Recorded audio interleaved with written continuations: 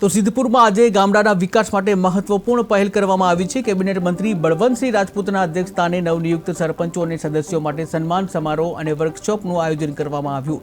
સમારોહ સ્થળે ઉપસ્થિત સરપંચો મંત્રી શ્રી બળવંતસિંહ રાજપૂતનું ભાષણ ડાયવર્ટ પર જીએમએફ જે ચેરમેન છે અશોકભાઈ ચૌધરી તેઓ ઉપસ્થિત રહ્યા હતા। ત્યારે અધિકારીઓ અને મહેમાનો દૂધસાગર ડેરી અને જીએમએમએફના ચેરમેન અશોકભાઈ ચૌધરીના વિશેષ ઉપસ્થિતિમાં યોજાયેલ આ કાર્યક્રમમાં ગામડાના સર્વાંગી વિકાસ માટે કામગીરી અંગે ચર્ચા કરવામાં આવી।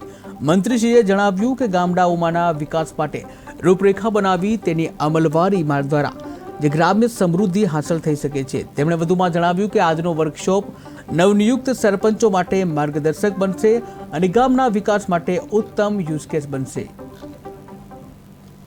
સૌ સમર્થકો દ્વારા મારી અમૂલના ચેરમેન તરીકે વરણી થઈ એના માટે સન્માન સમારોહ યોજવામાં આવ્યો હતો। ખૂબ સરસ અમારું સન્માન કર્યું, સ્વાગત કર્યું, એ માટે હું હૃદયપૂર્વક આભાર માનું છું।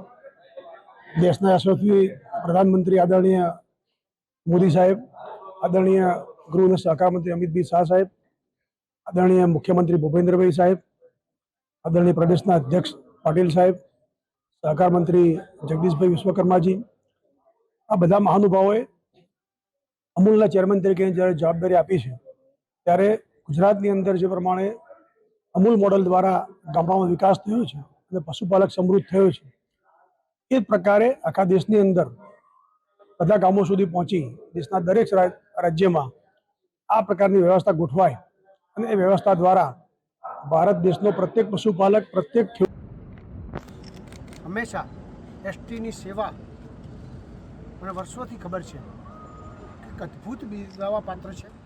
છેવાડાના ગામ સુધી, લોંગ રૂટ સુધી હંમેશા ગુજરાત સરકાર આ પ્રકારની વ્યવસ્થા કરતી આવી છે।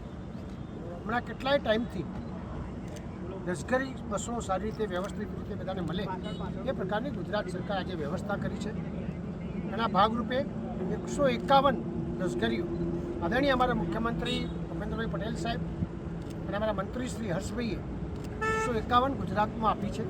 એના ભાગરૂપે આજે સિદ્ધપુરમાં 3 લશ્કરીઓ આવી છે અને આજે મને કહેતા આનંદ છે કે 152 રૂપિયામાં 900 કિલોમીટર